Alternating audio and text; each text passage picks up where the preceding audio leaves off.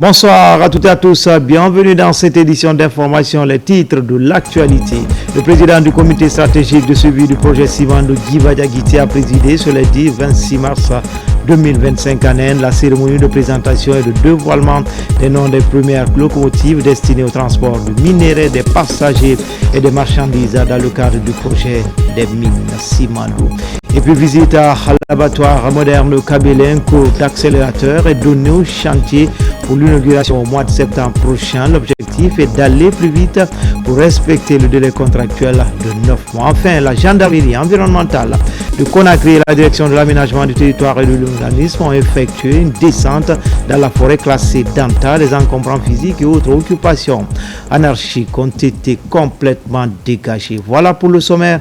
Encore une fois, bonsoir à tous. Comme annoncé dans les titres, le président du comité stratégique de suivi du projet Simandou, Djiba Diakité, a présidé ce lundi 26 mars 2025 en Inde la cérémonie de présentation et de dévoilement des noms des premières locomotives destinées au transport du minerai, des passagers, des marchandises dans le cadre du méga projet des mines Simandou. Elle marque également l'opérationnalisation concrète du chemin de fer multiservice et multi-usagers du Trans-Guinéen qui s'étend sur une distance de plus de 650 km reliant les jugements au port de Moribaya à Forikaria. Fatoumata Kourouma. Le ministre directeur de cabinet de la présidence, président du comité stratégique de suivi du projet Simandou, M. Djiba Diakité, préside en Inde la cérémonie de présentation et de baptême des premières locomotives destinées au transport du minerai, des passagers et des marchandises dans le cadre du méga projet des mines de Simandou. Un cap important vient d'être franchi dans la réalisation du méga projet des mines de fer de Simandou. Ce lundi 26 mai 2025, une délégation guinéenne de haut niveau, conduite par M. Djiba Diakité, président du comité stratégique de Simandou, a assisté en Inde, dans la région du Bihar, à la présentation officielle et au baptême des premières unités de locomotives destinées à la compagnie du Trans-Guinéen CTG. Cette étape hautement symbolique fait suite à la signature, le 30 juillet 2024, du contrat d'acquisition du premier lot de locomotives entre Rio Tinto Simfer et la société américaine Wabtec General Electric. Elle marque également l'opérationnalisation concrète du chemin de fer multiservice et multi-usager du Trans-Guinéen qui s'étendra sur plus de 650 km reliant les gisements du mont Simandou au port de Moribaya à Forikaria. Ces locomotives sont destinées au transport du minerai, des passagers et des marchandises dans le cadre de l'ambitieux programme Simandou 2040 porté par le président de la République, son Excellence le général Mamadi Doumbouya. Aux côtés du président du comité stratégique de Simandou, Djiba Diakité, la délégation guinéenne comprend M. Bounessila, ministre des Mines et de la Géologie, les conseillers de la présidence Ousmane Doumbouya et Ali Seydou Bassouma, Alassane Conté, ambassadeur de la Guinée en Inde, Daouda Diakité, conseiller principal du ministre des Mines. Du côté de Rio Tinto Simfer, plusieurs hauts responsables étaient présents, de même que des représentants de Wabtec, des chemins de fer indiens et la consul générale des États-Unis en Inde, invité d'honneur à la cérémonie. Très tôt dans la matinée, la délégation guinéenne a été reçue avec tous les honneurs par le ministre de l'Industrie de l'État du Bihar, Nitish Mishra, en présence de Madame Soujata, également vice-présidente de Wabtec Inde. Une vidéoprojection a mis en lumière les ambitions du projet Simandou ainsi que la vision hautement stratégique du chef de l'État, son Excellence le général Mamadi Doumbouya, à travers le programme Simandou 2040. Par la suite, la cérémonie a été ponctuée d'un geste hautement symbolique, la cassure rituelle d'une noix de coco, un clin d'œil à la tradition indienne.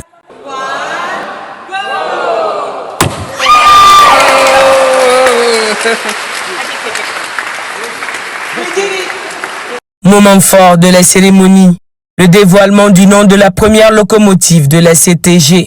Elle a été baptisée Koma, un hommage au village natal du président de la République, son Excellence le général Mamadi Doumbouya, dont la vision audacieuse et le leadership déterminé ont permis de relancer le projet Simandou en 2022.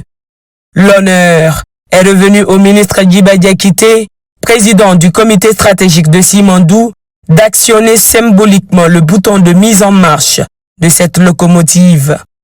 Dans son discours, il a souligné la portée historique de ce moment et a rappelé que le contrat entre Waptec et la CTG, signé avec les partenaires Rio Tinto Simfer et WCS Baou, représente un investissement de 530 millions de dollars US, s'inscrivant dans une dynamique plus large où les investissements américains en Guinée ont franchi le cap du milliard de dollars en 2024, notamment dans les secteurs de la logistique, de l'énergie, du numérique et des services financiers. En seulement 3 ans, les progrès réalisés dans la mise en œuvre du méga-projet intégré mine, infrastructure de Simandou témoignent de la détermination, du leadership fort, de l'engagement, du travail acharné du chef de l'État, son Excellence, le général Mamadi Doumbouya, et de tous les acteurs impliqués pour la réussite du projet Simandou. Des Américains, des Africains, des Européens, des Asiatiques, tous réunis autour d'un projet commun grâce à la vision exceptionnelle d'un homme, d'un chef de l'État visionnaire, son Excellence, le général Mamadi Doumbouya.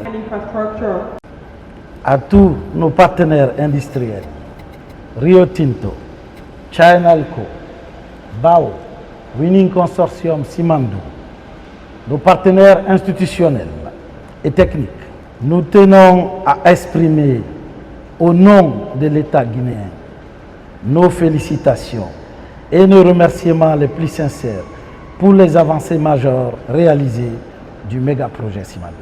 La cérémonie d'aujourd'hui marque une étape historique. La concrétisation des engagements pris lors de la signature de l'accord cadre le 25 mars 2022 sous l'égide de son Excellence le général Mamadi Doumbouya. L'une des visions majeures portées par le chef de l'État au moment de la signature de l'accord de co-développement du projet Simandou est la diversification des stratégies de partenariat et des chaînes d'approvisionnement en garantissant fermement les intérêts de toutes les parties prenantes du projet Simandou.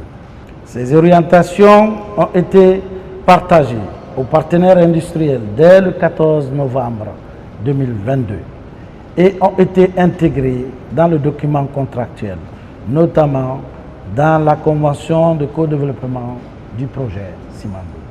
Aujourd'hui, avec cette présentation exceptionnelle par Waptec, une entreprise américaine de renom, des premières locomotives destinées au transport du minerai, des passagers, des marchandises, sur plus de 650 km de chemin de fer, du corridor du Transguinéen.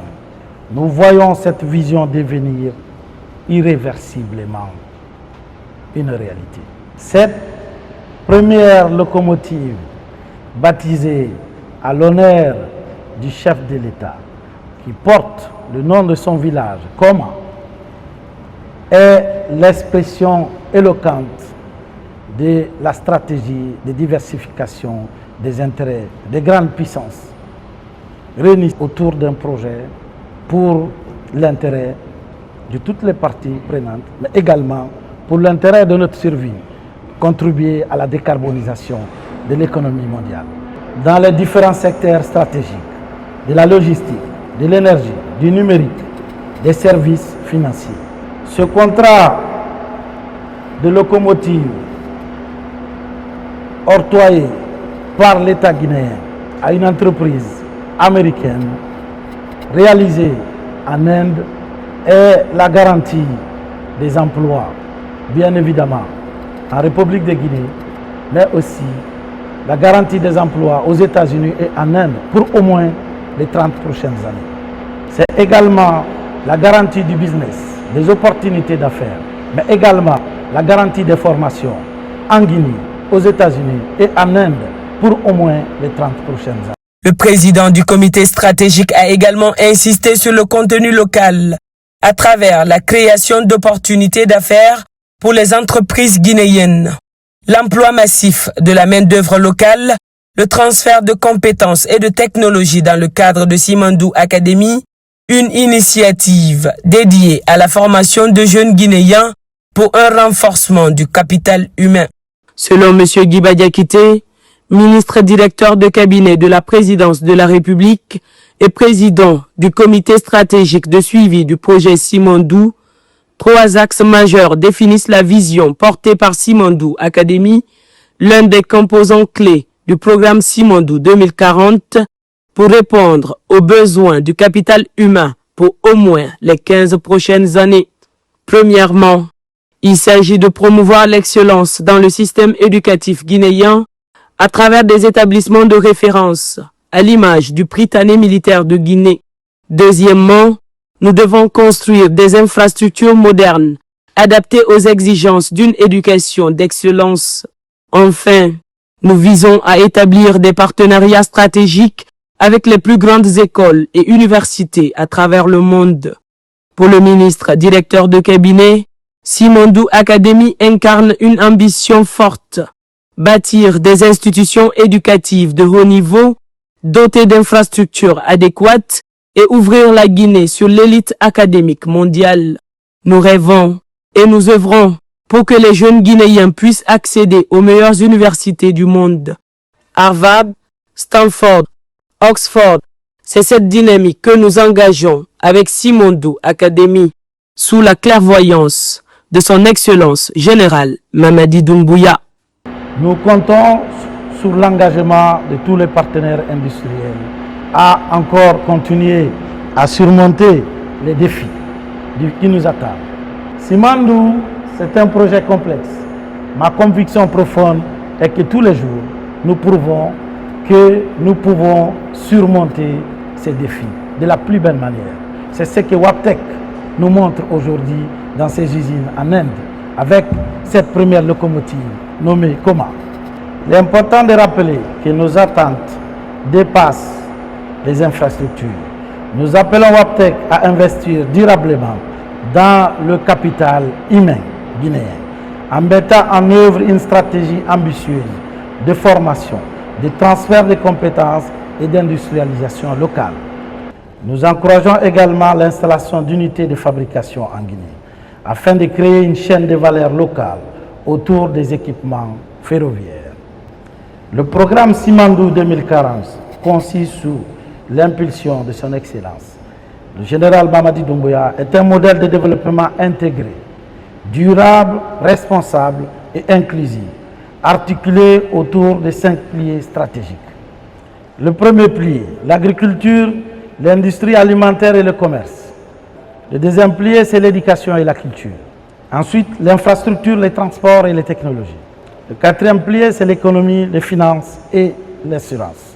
Enfin, la santé et le bien-être. Pour le développement de la Guinée pour les 15 prochaines années, nous nous occupons d'abord du ventre des gens, avec l'agriculture, l'industrie alimentaire, le commerce. Ensuite, on s'occupe de leur tête, avec l'éducation et la culture. Et ensuite, de leur mode de vie, leur mode de transport. C'est avec l'industrie, les transports et les technologies. Mais on s'occupe également de leur poche, avec l'économie, la finance et l'assurance, pour leur santé et leur bien-être. C'est ça la vision exprimée par le chef de l'État pour le développement durable et responsable de la Guinée pour les 15 prochaines années, avec Simandou 2040. Les locomotives que nous avons découvertes aujourd'hui dans cette grande usine de Waptec symbolisent la mise en mouvement concret de cette vision qui est déjà en marche, à relier les régions enclavées de la République de Guinée, à stimuler l'agriculture en facilitant l'accès au marché, à créer de nouvelles villes, des pôles industriels, favoriser le commerce international. Au-delà du projet Simandou, ces infrastructures ouvriront les perspectives pour d'autres projets miniers, agricoles, logistiques, le long du corridor de plus de 650 km de chemin de fer, tout en facilitant les échanges commerciaux intérieurs et à l'extérieur de la Guinée. Nous saluons l'engagement de Waptec en matière de contenu local, notamment la création d'opportunités d'affaires pour les entreprises à capitaux guinéens, l'emploi de la main-d'œuvre nationale, le transfert de compétences à travers les programmes de formation ciblés. Nous réitérons le respect du contenu local qui, de notre point de vue, n'est pas négociable. Il constitue une condition essentielle pour tout partenariat durable et responsable pour les 15 prochaines années, au moins en République de Guinée. C'est dans ce cadre que nous avons lancé Simandou Academy, l'un des composants clés du programme Simandou 2040 qui répondra aux problématiques de capital humain dans notre pays, à travers les formations d'excellence, mais également la création de partenariats stratégiques pour l'éducation. Enfin, nous invitons Waptec à respecter rigoureusement les normes internationales de qualité, de sécurité, de performance environnementale. C'est à ce prix que nous réussirons ensemble ce projet d'envergure nationale et continentale, voire mondiale. La seconde locomotive, également présentée, porte le nom de Sanfinan, du nom du village du président du comité stratégique de Simandou, M. Djiba Diakité, véritable artisan de l'accélération du projet. Un moment chargé d'émotion pour celui qui, conformément aux directives du chef de l'État, assure un suivi rigoureux du projet Simandou ainsi que de l'élaboration du programme Simandou 2040. Les représentants de Simfer et de Rio Tinto, ainsi que le directeur général de Rio Tinto, ont exprimé leur gratitude au président du comité stratégique de Simandou, M. Djiba Diakité, pour son déplacement. Ils ont également salué le leadership visionnaire du chef de l'État, son Excellence le général Mamadi Doumbouya. À cette occasion, ils ont réaffirmé leur engagement à respecter les délais, notamment en ce qui concerne le passage du premier train de la compagnie du Transguinéen CTG, prévu pour la fin de l'année 2025. Aujourd'hui n'est pas seulement un grand jour pour la Guinée, c'est aussi une date historique pour le projet Simandou. Nous assistons à la cérémonie de présentation de la toute première locomotive, la première des 78 locomotives acquises par Simfer pour la compagnie du Transguinéen. Une étape décisive pour donner vie à ce projet structurant pour la Guinée. Cette locomotive, qui sera livrée en Guinée au mois d'octobre, sera suivie d'une deuxième, puis de 4 autres d'ici novembre, toutes prêtes à tracter le minerai de fer dès la fin de l'année. C'est un moment magnifique, chargé de symboles et d'espoir. Ce qui rend cette première locomotive encore plus spéciale, c'est qu'elle porte le nom de son Excellence le Président Mamadi Doumbouya, ainsi que celui de son village natal, Koma. Un nom chargé de sens pour un moment hautement symbolique à partager avec toute la République de Guinée. Je suis très fier et honoré d'être ici pour la cérémonie d'ouverture et de nomination de la première locomotive de Simandou et de célébrer avec nos partenaires indiens, nos partenaires américains, nos partenaires de la Guinée pour faire de Simandou une vraie réussite.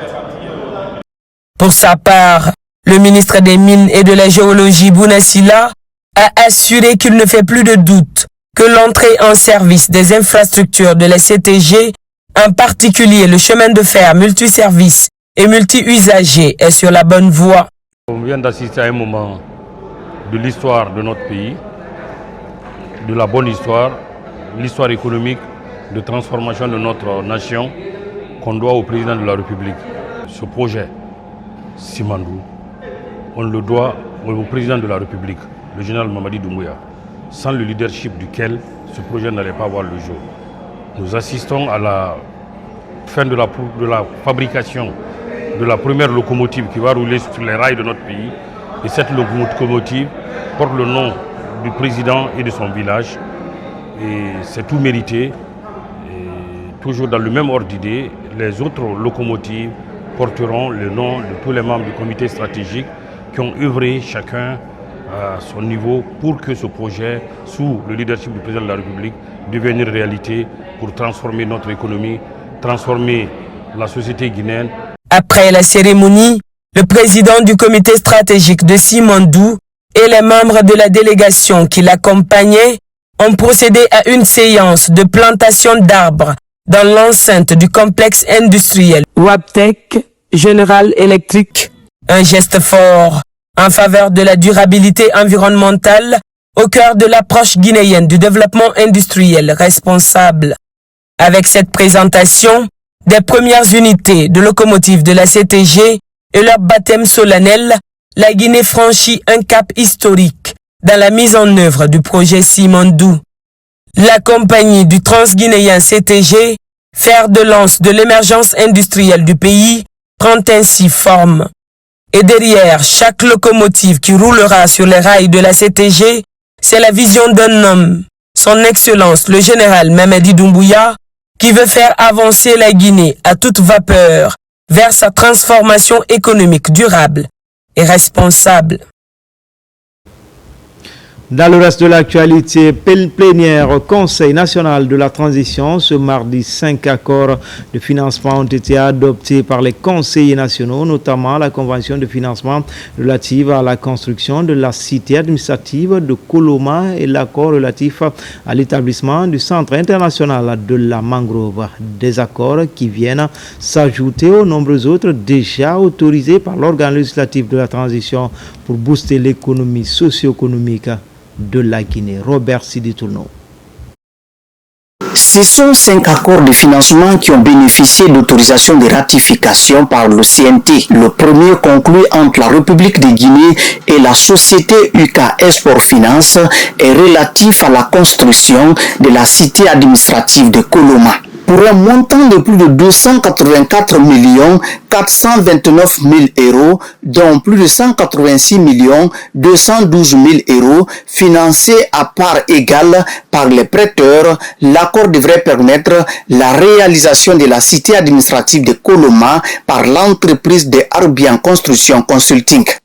L'investissement consistera à la construction de 12 bâtiments administratifs R+7 évolutifs, 2 bâtiments parking R+2, un auditorium de 350 places assises, un bâtiment administration dédié au projet, un bâtiment centre de réunion, un bâtiment espace de travail, un théâtre en plein air de 500 places, un bâtiment pavillon héritage, des galeries plantées, des voiries internes, des aménagements paysagers, des réseaux d'infrastructures, 5 locaux techniques, des réservoirs d'eau potable, incendie et irrigation, une clôture périphérique, une guérite principale, 2 postes de gardiennage, une station d'épuration des eaux usées. La seconde autorisation de ratification est celle relative à l'implantation et à la commercialisation de produits alvéoles,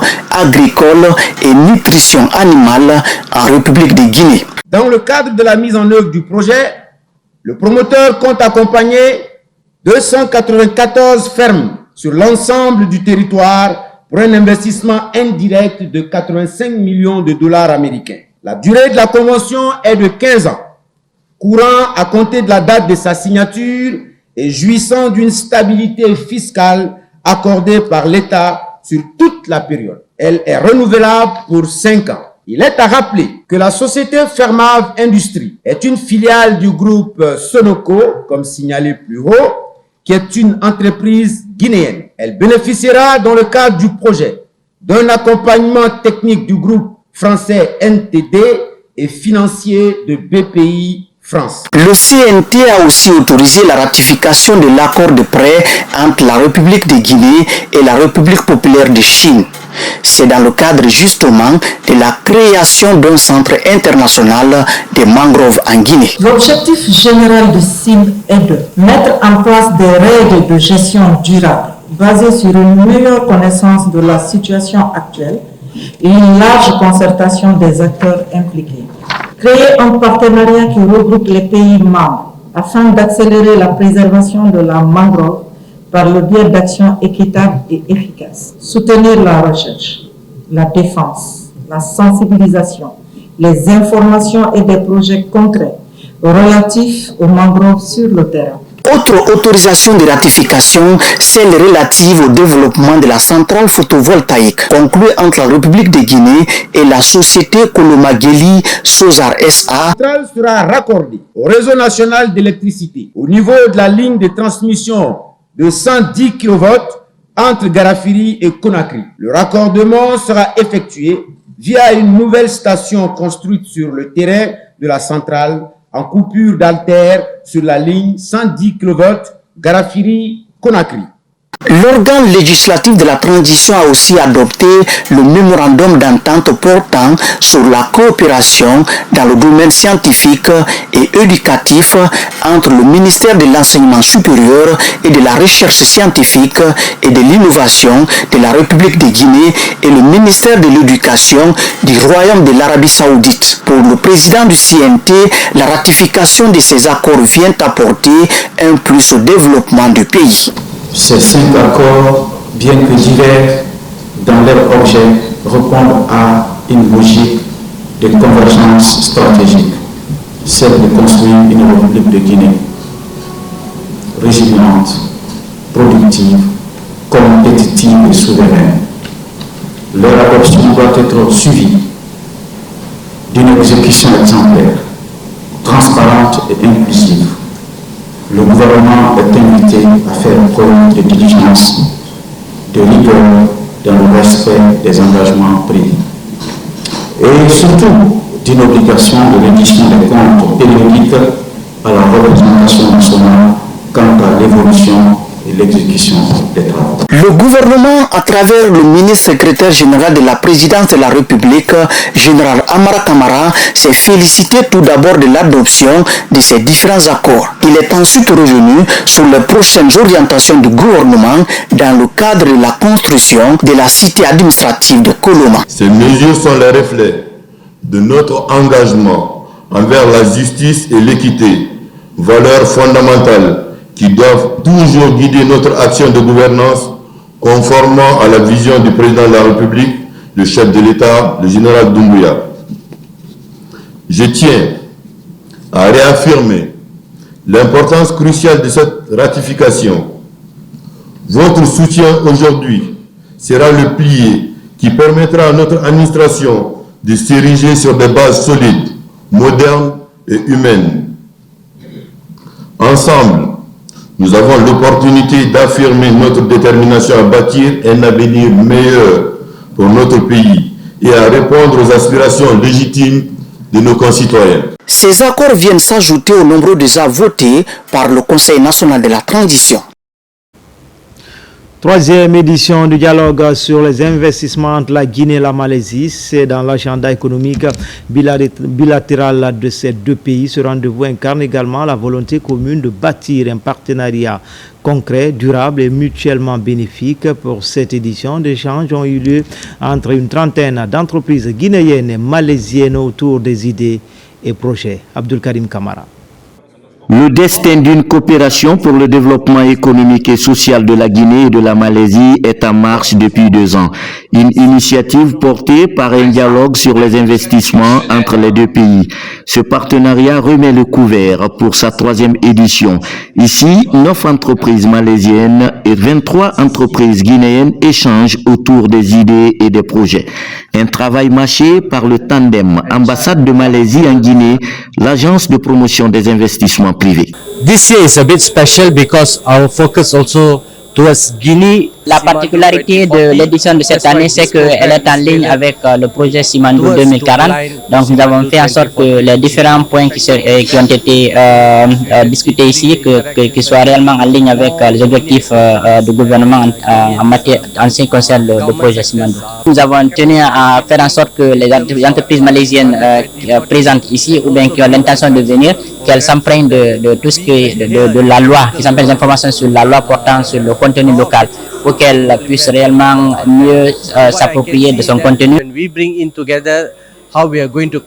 Des deux côtés, les secteurs clés d'investissement identifiés sont l'agriculture, les nouvelles technologies de l'information et de la communication, les infrastructures, les mines, le tourisme et l'énergie. Derrière ce dialogue, les acteurs sont engagés à dépasser les obstacles, à capitaliser sur leur réussite et à construire une coopération économique résiliente, équitable et innovante. Après avoir passé une dizaine d'années en Malaisie, nous avons vu la Malaisie se développer. Nous avons vu beaucoup de choses là-bas, intéressantes, et nous avons voulu vraiment importer ce que nous avons vu en Malaisie, en Guinée. Et il est temps pour la jeunesse guinéenne de se réveiller. Étant un entrepreneur qui a une structure en Malaisie et évidemment une autre structure en place en Guinée ici, moi je suis en quelque sorte un pont, un bridge entre la Malaisie et la Guinée. Et donc cet événement me rend très optimiste par rapport aux éventuels échanges qui auront lieu économiquement bien sûr entre la Guinée et la Malaisie. Dans son rôle d'accompagnement, la PIP a mobilisé ses ressources pour faire de cette troisième édition un moment clé marqué par une participation renforcée du secteur privé guinéen et malaisien. Comme on l'a indiqué lors de ce dialogue-là, c'est qu'on voit que depuis 3 ans, les échanges commerciaux entre les deux pays ont vraiment augmenté. Donc ce qui a forcément un impact bénéfique sur l'investissement en Guinée. Pour l'édition précédente de ce dialogue sur les investissements, 25 produits potentiels de la Malaisie vers la Guinée ont été identifiés. Et dans le sens inverse, 20 produits guinéens aussi ont été identifiés. Mettre d'œuvre publique dans la réalisation des méga-projets en Guinée, l'administration et contrôle des grands projets tient à la bonne exécution des travaux en cours et elle vient de rencontrer l'ensemble des responsables des bureaux d'études et de contrôle évoluant en Guinée. Une première rencontre pour faire l'état des lieux pour plus d'efficacité sur le terrain. Mamadi Terran Kamisoko. La Guinée est un pays qui se construit à un rythme accéléré. Mais force est de constater que la qualité de certains travaux suscite des questionnements. Conscient de la complexité de la situation et suivant son mandat de maître d'œuvre public, l'administration et contrôle des grands projets ACGP rencontre les responsables des bureaux d'études et de contrôle installés dans le pays. Un espace de vérité pour tabler sur tous les problèmes rencontrés et rappeler au bureau de contrôle le devoir d'exigence qu'ils ont vis-à-vis du pays dans le cadre de la mise en œuvre des infrastructures publiques. Souvent, les missions de contrôle sur les chantiers sont absents. Et personne ne me dit là le contraire, parce que c'est un constat que j'ai fait moi-même.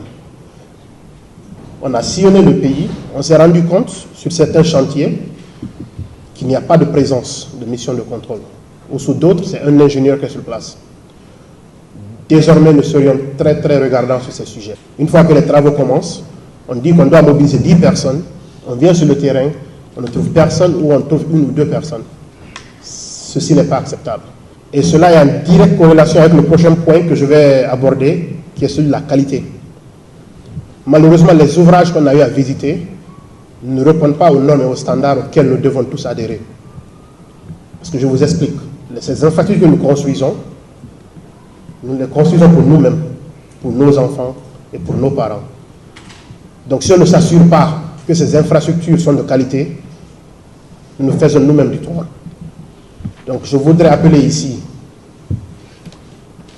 à la bonne collaboration, au bon travail, à une exigence sur le terrain. De par la loi, les bureaux d'études et de contrôle relèvent directement de l'ACGP. Le doute sur la question a été écarté au cours de cette première rencontre d'échange. L'autre point, et non des moindres évoqué, est relatif au non-paiement des bureaux de contrôle. Le problème est sérieux, c'est pourquoi dans ces réformes, la CGP prévoit d'héberger les paiements des bureaux de contrôle pour faciliter les décaissements. Nous pensons jusqu'à maintenant que nous sommes en très grande difficulté par rapport au paiement, mais nous avons vu dans l'intervention de l'administrateur que vraiment c'est une préoccupation qui est vraiment majeure à son niveau. Mieux vaut tard que jamais. Le dynamisme qui les anime, exprimé par l'administrateur général, nous va droit au cœur. Par cette rencontre qui se veut périodique, les deux parties balisent le chemin d'un partenariat fécond. Désormais, l'équation coût-qualité-délai doit être de mise dans l'exécution de tous les travaux d'infrastructure publique en Guinée. La politique nationale JAR 3 bientôt disponible. Plus de 70 acteurs impliqués dans la promotion du JAR à travers le pays participent à la prévalidation du document. Avec un cycle de vie de 5 ans, la nouvelle politique va assurer des prévisions liées aux questions du JAR. Alassane Tambaya Conté, Mohamed De Camara. La nouvelle politique nationale JAR 3 en prévalidation prend en compte des questions émergentes, notamment l'entrepreneuriat, les effets de changement climatique, des catastrophes naturelles et les crises sanitaires. La validation technique du document du PNG 3 qui va couvrir 2025-2029 regroupe 73 acteurs nationaux impliqués dans la promotion du JAR. Cette version provisoire formulée et présentée par le ministère de la Promotion féminine à travers la Direction nationale du JAR connaît un appui du consultant spécialiste des questions du JAR. Comme tout développement nécessite une planification, nous sommes là dans le cadre de la planification sur 5 ans des activités qui pourraient être menées pour améliorer les conditions du genre en République de Guinée. On espère que ce document fera l'objet d'un consensus par rapport à toutes les parties prenantes en République de Guinée. Aujourd'hui, ce sont le baromètre de tout ce qui est question de genre dans les différents ministères. Et si vous ne vous retrouvez pas dans ce document, ça veut dire que quelque part, on aura raté un levier qui est très important sur tout ce qui est promotion et protection des femmes en Guinée. Bâtir une société débarrassée de toute forme d'inégalité qui garantit à tous la réalisation de leur potentiel constitue l'un des engagements des autorités au plus haut niveau. Historiquement, la toute première politique nationale du genre remonte de 2011 et celle qui fait l'objet de révision date de 2017. Après 7 ans de mise en œuvre, il est nécessaire de la réviser en l'adaptant au nouveau contexte, et ce, conformément à certaines nouvelles réalités sur les plans internationaux au DD3. La politique nationale JAR 3, qui concentre les attentions des promoteurs des questions du JAR, sera validée au mois de juin prochain à Conakry. Peine avec l'opération se poursuit pour les Guinéens de 10 ans et plus. En déplacement à Kirouané, le ministre de l'Énergie sensibilise sur la portée de cette mobilisation citoyenne dans cette zone aurifère. Les travailleurs sont interpellés par le ministre Abakar Kamara pour aller massivement se faire recenser. Nabi Kamara. En séjour de travail à Kirouané, le ministre de l'Énergie, de l'Hydraulique et des Hydrocarbures est allé sur le site minier du projet Simandou. Abakar Kamara était là pour rencontrer la direction générale de la société CWC afin de pouvoir accorder le temps à ces milliers de travailleurs composés en grande partie de jeunes à se faire recenser. Le recensement nous permet, au gouvernement, de nous projeter et de planifier de manière optimale les ressources du pays. Donc vous, qui êtes les autorités ici, on vient vous dire clairement qu'il faut trouver un agenda permettant à ce que les jeunes puissent se recenser. Si c'est une instruction de la plus haute autorité, il faut que les travailleurs trouvent du temps pour se faire recenser. S'ils ne recensent pas, ils ne seront pas comptés parmi les Guinéens. Ils n'auront pas accès aux cartes d'identité, ils n'auront pas accès au passeport, ils n'auront pas accès à plusieurs documents administratifs. Dans cette cité minière de Simandou, les employés se disent prêts à apporter au projet national de recensement biométrique leur part de contribution pour être couronnés de succès. De Conakry jusqu'à notre base vie pour venir sensibiliser les jeunes, pour venir sensibiliser les employés à se faire recenser, c'est vraiment un grand atout. Et vraiment, l'Excellence, il a expliqué de fond en comble les portées de ce recensement. Donc c'est vraiment une grande satisfaction pour nous. Après les mines, le ministre Abakar Kamara s'est rendu au grand marché de la commune urbaine de Kerouané, où il s'est adressé en langue du terroir à ces centaines de femmes marchandes. Il les a invitées à aller se faire recenser pour prouver, s'il en était besoin, leur citoyenneté à part entière dans notre cher pays, la Guinée. De son côté, la générale Aminata Diallo, directrice générale de la Caisse nationale de prévention sociale, poursuit son offensive dans les communes rurales de l'Abbé et de l'Elouma. Une tournée de sensibilisation et d'information sur le recensement biométrique par toutes les populations s'engage à passer les messages pour plus de mobilisation pendant ces opérations en cours partout en Guinée. Ali Badara Kondé. Dans le cadre de la campagne de sensibilisation au recensement administratif à vocation d'état civil, Général Aminata Diallo poursuit son offensive dans les 13 communes rurales de la préfecture de l'Abbé. Déterminée à toucher toutes les couches sociales, elle a déployé diverses stratégies de proximité. À Djafon, Kalan, Sanou, Tarambali, Daleng et Tuntourou, la porte-parole du CNRD a, dans une communication en langue locale, invité les populations à se faire recenser. Au nom de tout le CNRD, au nom du président de la République, je suis impressionné par la population, que ce soit des intellectuels, que ce soit les gens qui ne sont pas partis à l'école aujourd'hui. Ils peuvent vous expliquer c'est quoi le but de ce recensement. C'est ça le plus important. Les gens ont compris c'est quoi le recensement. Et là, ils sont disposés. Les petits problèmes qu'il y avait, les petits trucs, on a essayé de régler ça sur le terrain suite aux instructions que le ministre de la décentralisation et puis le projet RAVEC, ils ont fait leur maximum pour pouvoir satisfaire les demandes de ces différentes sous-préfectures. Le Guinéen n'a pas de papier. Si vous voyez aujourd'hui, partout le centre d'enrôlement c'est rempli, il y a des vieux qui n'ont pas d'extrait de naissance, il y a des jeunes enfants qui sont à l'école, ils n'ont pas d'extrait de naissance et on a envoyé ça, Dieu merci. Dans la même dynamique, les émissaires du président de la transition, le général Mamadi Doumbouya, se sont rendus dans les communes rurales de Mandassara et Linsansara dans la préfecture de l'Elouma, ainsi qu'à Koubia. Dans chacune de ces localités, la porte-parole du CNRD et sa délégation ont échangé avec les différentes composantes sociales autour des enjeux et avantages du recensement biométrique en cours. Je demande à la population de sortir. Les gens qui ne se sont pas recensés, d'aller se faire recenser parce qu'ils connaissent maintenant quel est l'objectif au fait de ce recensement. Donc aujourd'hui, on a fini la préfecture de l'Abbé. La prochaine étape, c'est la préfecture de Koubia. De l'Abbé à l'Elouma, chaque étape de cette mission a été marquée par une réception solennelle de la délégation par les sages en présence des érudits. Des prières et bénédictions ont été formulées pour la réussite des projets initiés par le CNRD et son président. Mobilisation également autour du PENRAVEC à l'université de Nzérékoré a désormais son antenne. Du mouvement au plus, une plateforme de mobilisation citoyenne initiée par le ministère de l'Enseignement supérieur. Déjà, le mouvement est opérationnel dans plusieurs institutions d'enseignement supérieur du pays. Aussitôt installé, le mouvement lance ses activités de sensibilisation autour du recensement biométrique. Mohamed Saloupaï, Mohamed Lamine Diallo. Faire des étudiants des relais d'information au sein de leur famille et communauté, tel est l'objectif de cette cérémonie de lancement officiel de l'antenne universitaire de sensibilisation pour le recensement biométrique PENRAVEC.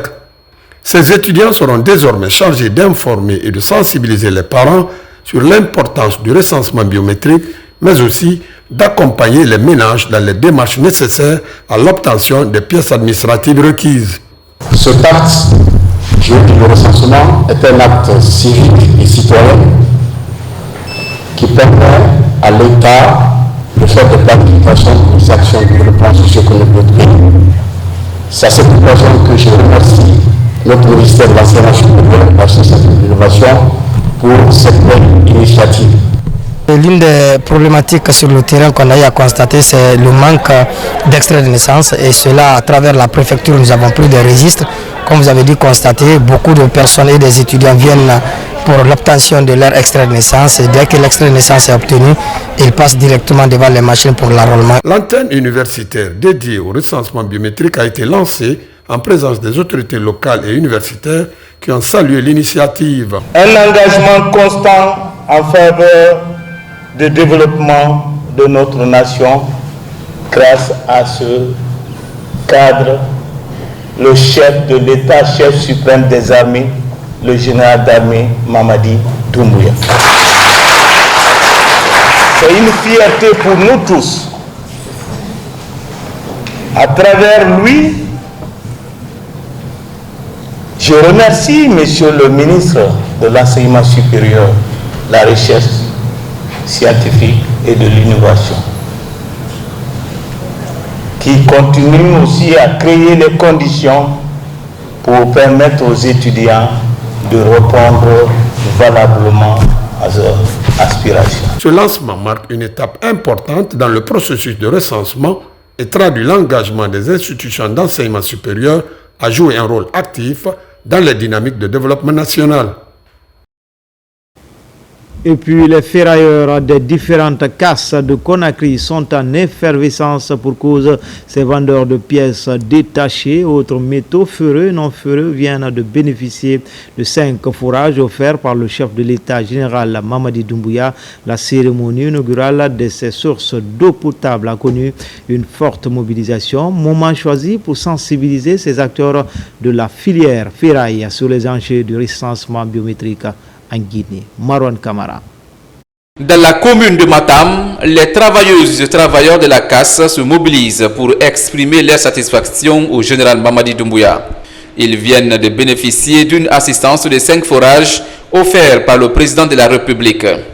À travers cette grande manifestation de reconnaissance, les vendeurs des pièces détachées adhèrent aux idées du CNRD et invitent la population guinéenne au recensement biométrique. Grâce à l'aide personnelle, président de la République de Guinée, le général des corps armés Mamadi Doumbouya, nous a permis à forer 2 forages à Dixingar, un forage à Kankankura, un forage à Anta et un forage à Sonfonia.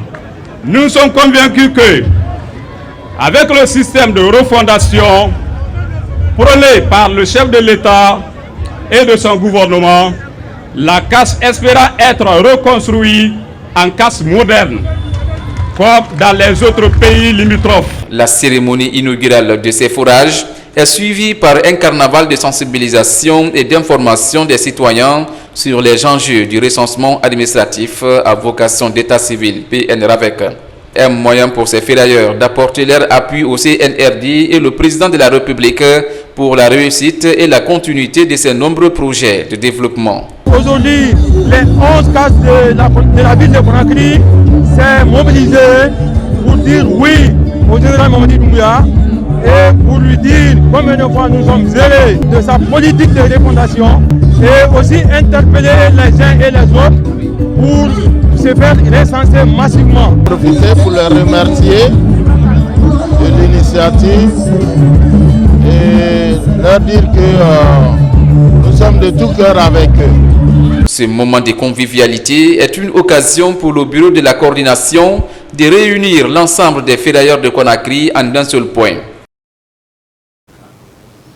Dans l'actualité également, en route pour les élections en Guinée, un processus qui nécessite une forte implication des hommes de médias. C'est dans cette optique que les responsables du Centre de formation et de perfectionnement technique de l'information et de la communication affûtent leurs armes et mobilisent les troupes, d'où l'organisation d'une session de formation des journalistes sur les techniques de couverture médiatique en période électorale. Explication Adama Diallo, Cheikh Sanoussi Sankon.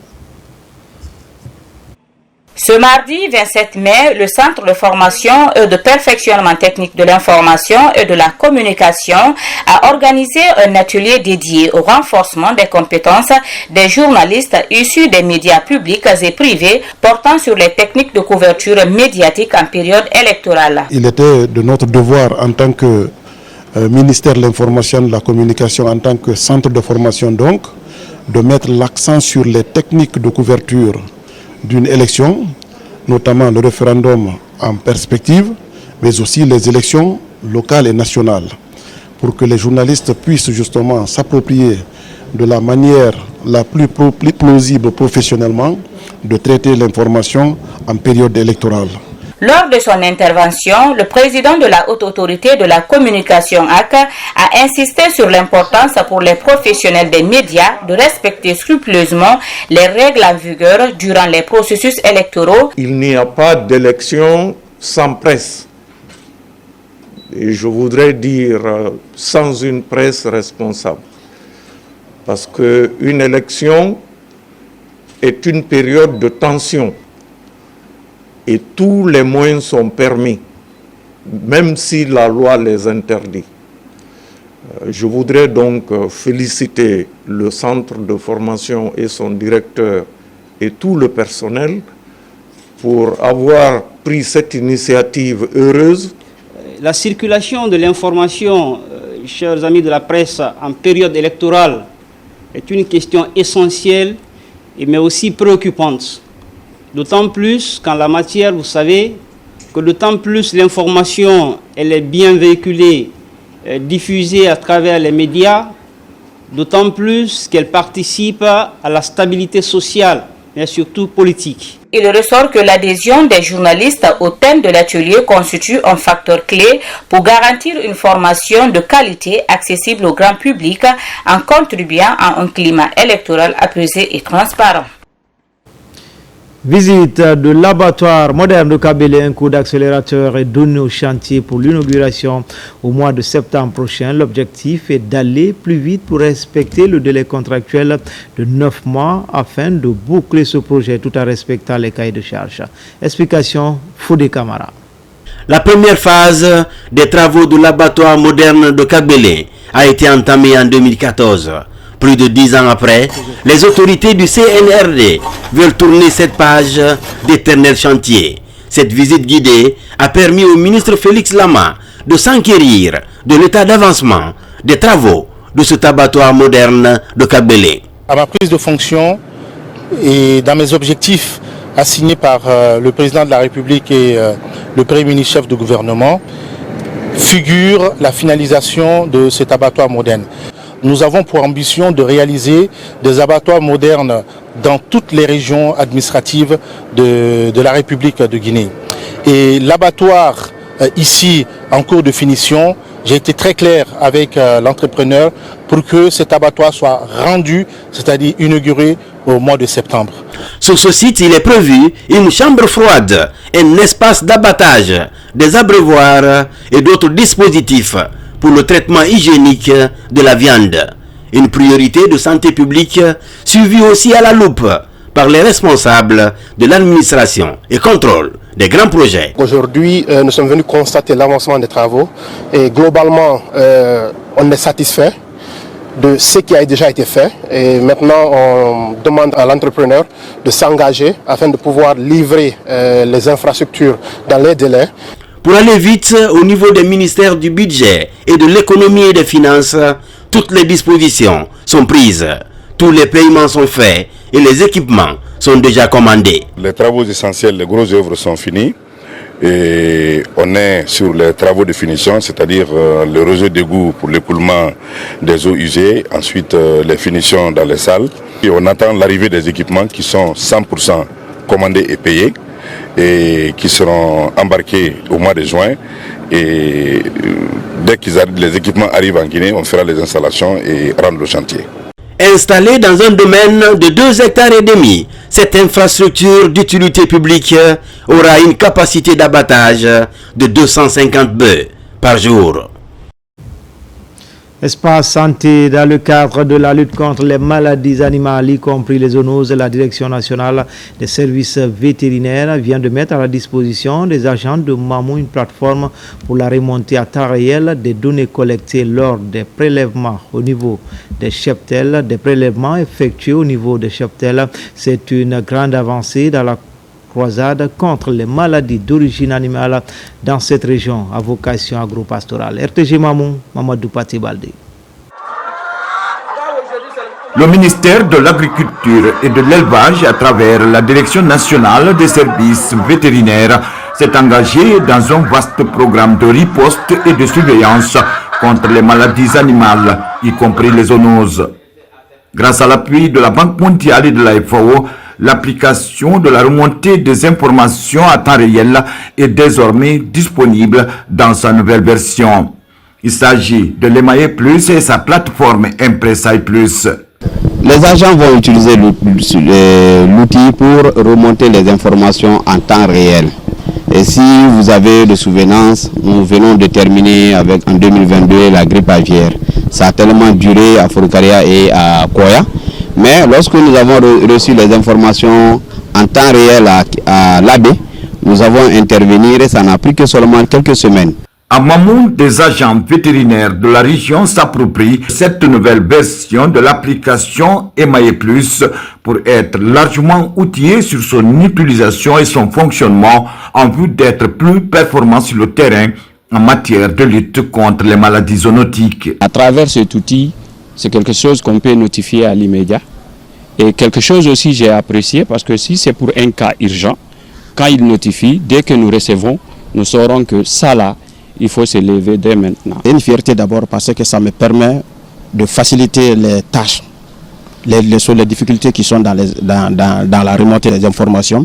Et en même temps aussi, ça me permet de rester, même hors de ma région, d'être informé des réalités qui se passent du point de vue de maladies dans ma région. Cette nouvelle version offre plus de fonctionnalités à l'intégration des complexités liées à la surveillance communautaire pluriéchelle à l'approche One Health, une seule santé. Nous considérons que cette application est venue pour encore corriger certaines insuffisances au niveau des maladies des hommes. Donc nous l'apprécions à sa juste valeur et nous sommes là disposés pour accompagner effectivement tous les techniciens évoluant dans ce sens pour accorder aux populations de notre région la santé nécessaire qu'elles méritent. Pour être plus actifs, les agents munis de tablettes ont été déployés sur le terrain. Objectif, procéder à des simulations dans le cadre de la collecte et la remontée des informations afin d'améliorer les revenus des éleveurs et préserver la santé des populations dans un environnement sain. Enfin, cette semaine, la gendarmerie environnementale de Conakry et la direction de l'aménagement du territoire et de l'urbanisme ont effectué une descente musclée dans la forêt classée d'Anta. Les encombrants physiques et autres occupations anarchiques ont été dégagés. Une opération pour désengorger ce poumon écologique de Conakry. Mohamed Pati Kamara, Sekousouma. Les machines de la gendarmerie environnementale de Conakry sont entrées en action dans la forêt classée d'Anta. Cette intervention vise à libérer les lieux des occupants installés de manière anarchique, garagistes, vendeurs de bétail, commerçants et même certains habitants. L'opération se déroule sous la supervision étroite des autorités locales. Le déguerpissement a pour but de libérer catégoriquement nos forêts classées qui sont envahies par la population et des personnes de tout genre et qui est redevenu le nid des bandits. Personne, nul ne peut prétendre réclamer la paternité de ce domaine parce que le domaine est une forêt classée qui appartient exclusivement à l'État. Cette forêt va être libérée et reboisée. Classée parmi les rares poumons verts de la capitale, la forêt d'Anta joue un rôle écologique crucial. Sa restauration et son reboisement nécessitent une mobilisation à la base. C'est dans cette dynamique que la direction de l'aménagement du territoire de l'urbanisme d'Atu a pris l'initiative de piloter un programme de reboisement pour redonner vie à cet espace naturel. Il y a eu des occupations anarchiques. Les gens sont venus, ils ont construit des bâtiments, il y a des garages, il y avait des bétails. Donc ça, c'est pas bon. La forêt là doit être réservée. Ça c'est pour tout le monde, c'est pas pour quelqu'un. Donc le pourquoi maintenant on doit les déguerpir, les enlever pour réserver la forêt. Après cette vaste opération de déguerpissement, la DATU envisage de clôturer entièrement la forêt. Objectif affiché, sécuriser le site pour prévenir toute nouvelle occupation illégale à l'avenir. C'était tout pour les infos. L'actualité se poursuit sur le www.rtgguinée.info. À demain 13h pour d'autres actualités sur la Guinée, notre paradis terre de richesse et d'innovation. Inch'Allah.